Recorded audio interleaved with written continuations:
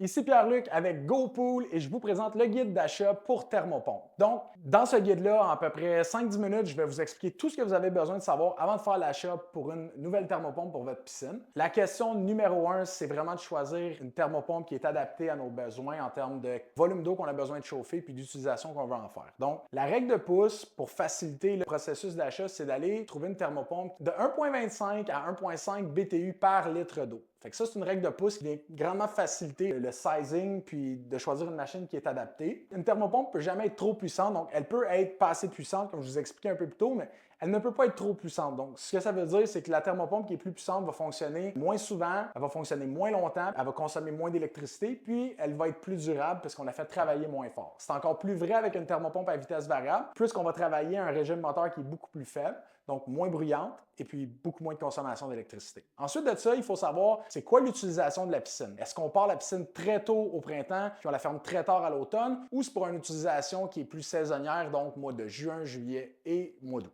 Avec ces informations-là, ça va nous diriger à la question suivante. C'est quoi la puissance de thermopompe qu'on a besoin d'avoir pour aller chercher le résultat qu'on veut avoir? L'erreur la plus fréquente que les clients font à l'achat d'une thermopompe de piscine, c'est de se faire séduire par le prix qui est moins élevé des machines moins performantes. L'enjeu d'acheter une thermopompe qui n'est pas assez puissante, c'est de ne pas être en mesure de chauffer la piscine de façon adéquate, justement dans ces périodes-là de début puis de fin de saison. Puis l'autre problématique, c'est qu'on va avoir de la misère à maintenir la température réglée et puis la thermopompe va fonctionner presque en continu à maximum de sa capacité. Donc ça veut dire coût d'électricité beaucoup plus élevé, puis usure de la machine prématurée. Ensuite de ça, la deuxième question, c'est de savoir est-ce qu'on y va avec une machine conventionnelle qu'on appelle dans le jargon de l'industrie une machine on-off ou une machine à vitesse variable. La machine on-off, c'est simple, c'est un peu comme une lumière qu'on allume avec un interrupteur, donc elle est soit arrêtée ou soit en mode marche, donc allumée. Et puis la température va fonctionner à 100% de sa puissance jusqu'à temps qu'elle atteigne le point de réglage. Une fois qu'elle atteint le point de réglage, donc par exemple 85 degrés Fahrenheit,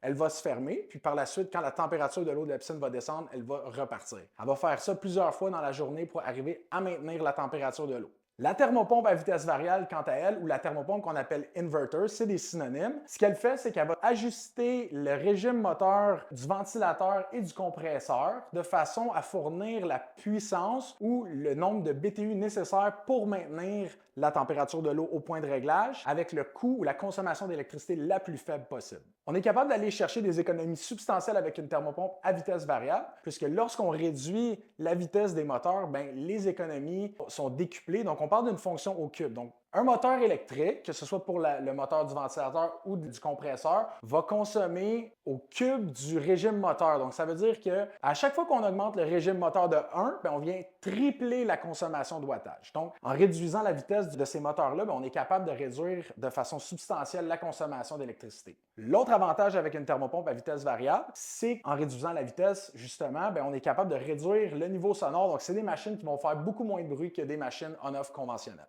L'autre avantage aussi avec une thermopompe à vitesse variable, c'est qu'on parle d'un démarrage progressif. Ce que ça veut dire, c'est que la thermopompe va ajuster la vitesse du ventilateur et du compresseur de façon progressive, linéaire, jusqu'à temps qu'elle atteigne la capacité de chauffage qu'elle a besoin d'entretenir pour maintenir la température de l'eau de la piscine. Contrairement à une machine on-off qui, elle, va partir à plein régime, comme je vous avais expliqué un peu plus tôt. Ensuite de ça, dépendamment si c'est un remplacement de thermopompe existante qui est défectueuse ou qui est due pour être changée ou si c'est une nouvelle installation, c'est important de considérer le branchement électrique puis la demande électrique de l'appareil. Sur chacune des fiches de produit, vous allez trouver l'ampérage de fonctionnement et puis la grosseur du disjoncteur minimum qui est requis pour chacun des modèles. Et puis en fonction de ça, vous allez être capable de déterminer c'est quoi le branchement que vous allez devoir faire pour faire l'installation de la thermopompe. Quand on parle de l'installation de nouvelles thermopompes, là, il faut s'assurer d'avoir des raccords de plomberie qui se rendent jusqu'à la thermopompe. Dépendamment de votre installation, si le système de filtration est situé dans le cabanon, ça peut ajouter un niveau de complexité. Donc, c'est important de vraiment comprendre où la thermopompe va être positionnée par rapport au système de filtration, puis de prévoir de sortir un tuyau pour l'arrivée d'eau, puis un tuyau pour le retour d'eau. Ça nous amène à notre prochain point qui est le positionnement de la machine. Encore là, si vous regardez sur chacune des fiches de produits des thermopompes, vous allez voir des dégagements minimum requis. Une thermopompe, c'est en fait une machine qui va essentiellement brasser de l'air pour aller extraire la chaleur dans l'air pour ensuite la concentrer dans l'eau. Donc, ça a besoin de faire circuler beaucoup d'air. Donc, c'est important de respecter les dégagements minimums qui sont affichés sur les fiches de produits pour assurer un rendement adéquat et puis de s'assurer qu'on a la performance qu'on doit avoir avec le produit. Ensuite de ça, dans le jargon, quand vous allez magasiner les thermopompes, vous allez voir le mot COP, qui veut dire coefficient de performance. Ce que ce chiffre-là veut dire, donc si on a exemple un COP de 5, ça veut dire que pour chaque kilowatt d'énergie qu'on va donner à la machine, elle va être capable de générer 5 ou 6 kilowatts de chaleur qui va être transférée à l'eau. Le COP, c'est ce que ça veut dire. Puis ça vient nous dire en fait c'est quoi le rendement, c'est quoi l'efficacité de cette thermopompe-là.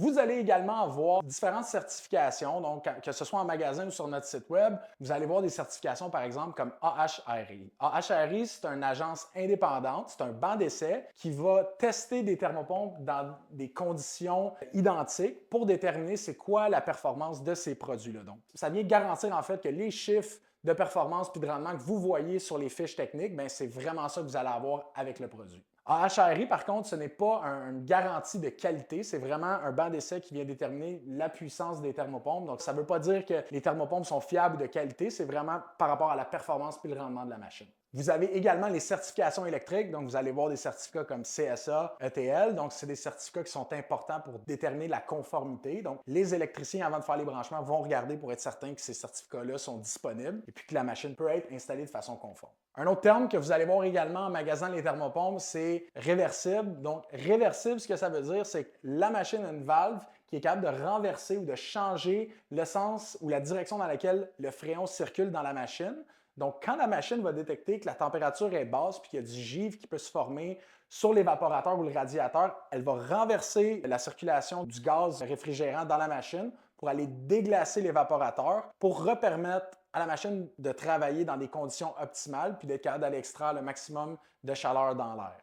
D'autres éléments à considérer lors de l'achat de la thermopompe, c'est est-ce que la machine peut être contrôlée via une application mobile. Donc, il y a plusieurs machines maintenant sur le marché qui sont compatibles avec ces applications-là. Si vous avez un système d'automatisation comme un contrôleur Hayward ou Pentair, vous pouvez généralement aussi contrôler les thermopompes avec ces systèmes-là. Il faut juste s'assurer que les machines sont compatibles. Combien ça coûte chauffer une piscine durant tout un été? C'est une question qui est difficile à répondre. Ça dépend de plusieurs facteurs comme la grosseur de la piscine, la puissance de la thermopompe, le point de réglage, la durée d'utilisation. Cependant, il y a 3 choses qu'on peut faire pour vraiment venir réduire les coûts de chauffage, peu importe ces paramètres-là. Donc, première chose, l'utilisation d'une toile solaire, c'est la chose que vous pouvez faire qui va venir réduire les coûts de chauffage de façon drastique. On parle d'à peu près 50% d'économie en frais de chauffage. Ça vient couper l'évaporation complètement, qui est la source principale de perte de chaleur. Ensuite de ça, une autre chose que vous pouvez faire pour réduire la perte de chaleur, c'est de repositionner vos buses de jet pour éviter de venir briser la tension de surface de l'eau. Donc, quand nos jets poussent vers le haut, on vient créer une agitation à la surface, puis ça accélère grandement l'évaporation. Donc ça, c'est une autre chose importante que vous pouvez faire pour réduire les pertes de chaleur. Autre erreur importante que les gens font, c'est de venir fermer la thermopompe la nuit ou de mettre la thermopompe sur une minuterie. Donc, une thermopompe, ça coûte pas cher pour maintenir la température de l'eau, mais quand le manque à gagner ou l'écart entre le point de réglage et la température de l'eau est élevé, ça coûte beaucoup plus cher de faire remonter la température. Donc, la chose à faire, c'est de soit baisser le réglage de température ou de la laisser rouler tout simplement pour maintenir la température réglée. En conclusion, vous pouvez consulter les fiches techniques de tous nos produits sur le site web directement. Vous allez avoir toute l'information que vous avez besoin. Si vous avez besoin de conseils additionnels, appelez-nous. Ça va nous faire plaisir de vous aider à trouver la bonne thermopompe pour votre piscine.